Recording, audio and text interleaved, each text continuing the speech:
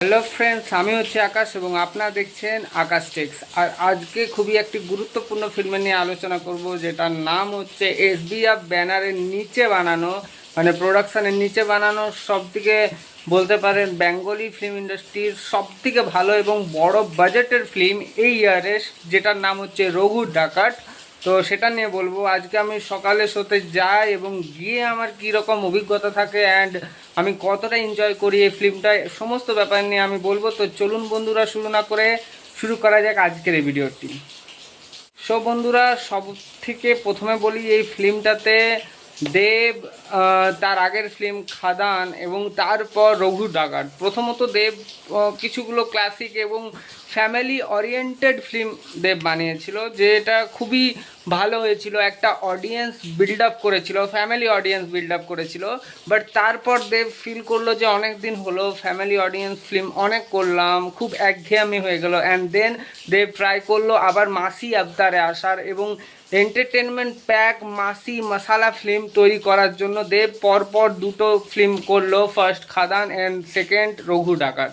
তো দেখুন, রঘু ডাকাতটা কোনো এরকম রঘু ডাকাতের বিষয়ে একদম জীবনীকে মানে নির্দিষ্ট করে ফিল্মটি নয়, এটি একটি কাল্পনিক রঘু ডাকাতের যে চরিত্রটা আছে সেই চরিত্রটিকে অঙ্কন করা হয়েছে, তাকে কেন্দ্রবিন্দু রাখা হয়েছে। কিন্তু ফিল্মের ডিসক্লেমারে প্রথমেই বলে দেওয়া হয়েছে যে এই ফিল্মটা রঘু ডাকাতের ব্যাপারে এবং তার নিজি জীবন এবং তার জীবনে কি কি ঘটেছিল সেই সমস্ত নিয়ে জীবনী নয়, এটি একটি কাল্পনিক এবং রঘু ডাকাতকে কেন্দ্র করে একটি কাল্পনিক চরিত্র, রঘু ডাকাতের মতন চরিত্র এখানে নির্মাণ করা হয়েছে। মানে একদম পারফেক্টলি রঘু ডাকাত সেটা আপনি বলতে পারবেন না, কারণ এটা একটা ফিল্ম লিবার্টি দেওয়া হয়েছে। কারণ একটা ফিল্মে রোম্যান্স থাকবে, গান থাকবে, কিছু ড্রামা থাকবে, কিছু অ্যাকশন সিকোয়েন্স থাকবে, সেটা পুরোপুরি ম্যাচ আউট করা সম্ভব নয় এবং সেটার কতটাই সেই যুগে হয়েছিল সেটা মানে যোগসূত্র করা সম্ভব নয়। তাই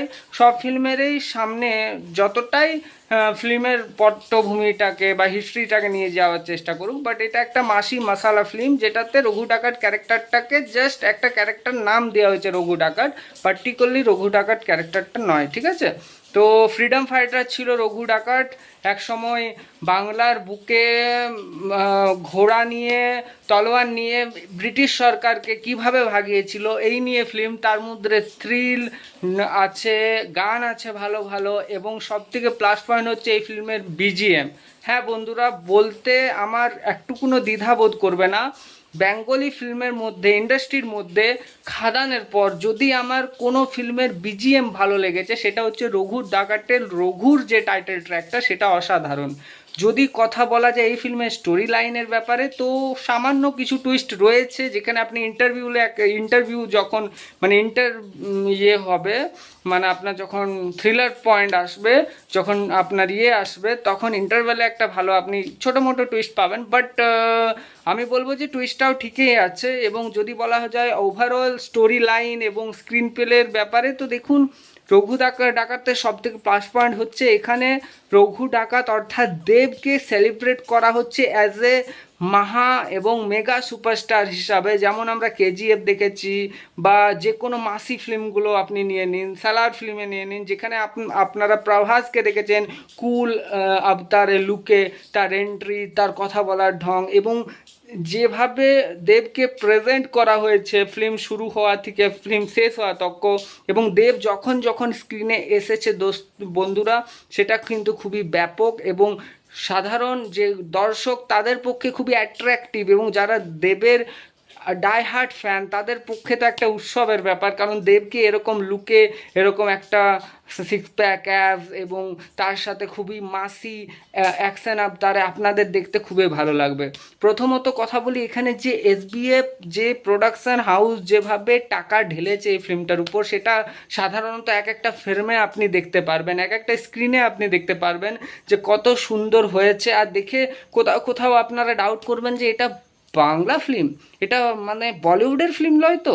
বিকজ এত সুন্দর এত ভালোভাবে প্রোডাকশান খরচা করেছে, মানে বলতে খুবই প্রাউডলি আমি বলতে পারি যে হ্যাঁ, এবার বাংলা ফিল্ম একটা এমন জায়গায় আগাচ্ছে যেখানে আমাদের কাছেও বাজেট আছে এবং আমরাও কিছু দেখাতে পারবো। আমি বলছি না যে মানে এক্সট্রা অর্ডিনারি একদম হাই লেভেলের বাজেট করে দিয়েছে বা একদম মানে বলতে পারো কেজিএফের মতন দেখিয়ে দিয়েছে, ওটা বলবো না, বাট যতটুকু দেখিয়েছে সেটা কিন্তু অ্যাভারেজ না, সেটা কিন্তু বলা চলে একটা লেভেলের, মানে বেঙ্গলি লেভেলের, মানে বলতে পারি সবথেকে ভালো কন্ডিশনে আছে ফিল্মটা। তো আর যদি বলা চলে এই ফিল্মের নেগেটিভ পয়েন্টগুলোর ব্যাপারে, তো নেগেটিভ পয়েন্ট বলতে একটাই জিনিস আমার সব থেকে খারাপ লেগেছে, যে স্ক্রিন প্লেটা এটা একটু লেন্দি টাইপের হয়ে গেছে, মানে কোথাও কোথাও আপনি বোর ফিল করবেন।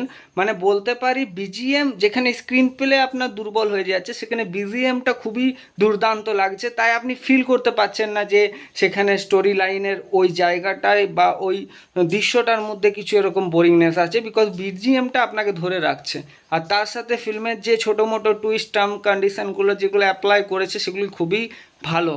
এবং এন্ডিং সিন যদি বলা যায় যে হ্যাঁ, ফিল্মের ওভারঅল এন্ডিং সিনটাও ভালো, মানে আমি বলতে পারি যে আপনি ফিল্মটিকে জেলিয়ে পুরোপুরি এনজয় করবেন, পুরোপুরি একদম বলতে পারি সিটে বসে থাকা এবং পুজোতে দেখার মতন ফিল্ম বটে। তো আপনি পুজোতে যদি কোথাও যাচ্ছেন না তো আপনি যান এবং ফিল্মটা দেখুন, রঘু দাকাটের ফিল্মটা দেখুন, দেবের ফিল্মটা দেখুন। হ্যাঁ, টলিউড ইন্ডাস্ট্রি একটু আগাচ্ছে এবং সেটা দেখতে পাচ্ছি, এবং কিছু কিছু নির্মাতা কিছু কিছু প্রোডাকশন হাউসরা চেষ্টা করছে কিছুটা বেঙ্গলি ইন্ডাস্ট্রিকে বাঁচিয়ে রাখবার জন্য, কারণ আমরা জানি যে বেঙ্গলির ইন্ডাস্ট্রির অবস্থা এখন কীরকম আছে। তো আমি এই ফিল্মটাকে 10-এর মধ্যে দেবো 8.5, বিকজ 8.5 দেওয়ার একটাই কারণ হচ্ছে খুব অনেক দিন পর এই ফিল্মটা একটা টলিউডের ফিল্ম ইয়ের পর খাদানের পর চেষ্টা করলো কিছু নতুন কিছু দেখাবার, নতুন বলতে বাজেটের দিক থেকে বলুন, স্ক্রিন প্লের দিক থেকে বলুন, ডায়লগ ডেলিভারি অ্যান্ড বিজিএম এভরিথিংয়ে মনে হলো যে বাজেট দেখতে পেলাম।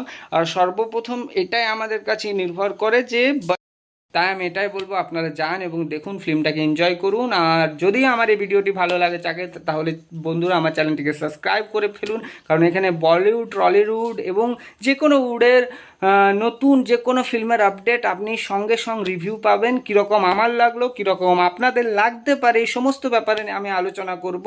তো আজকের মতন এখানেই, কালকে আবার দেখা হচ্ছে কোনো আলাদা টপিক বা কোনো আলাদা ফিল্মের রিভিউ নিয়ে। তো আজকের মতন এখানেই, টাটা, বাই বাই, ভালো থাকুন, সুস্থ থাকুন।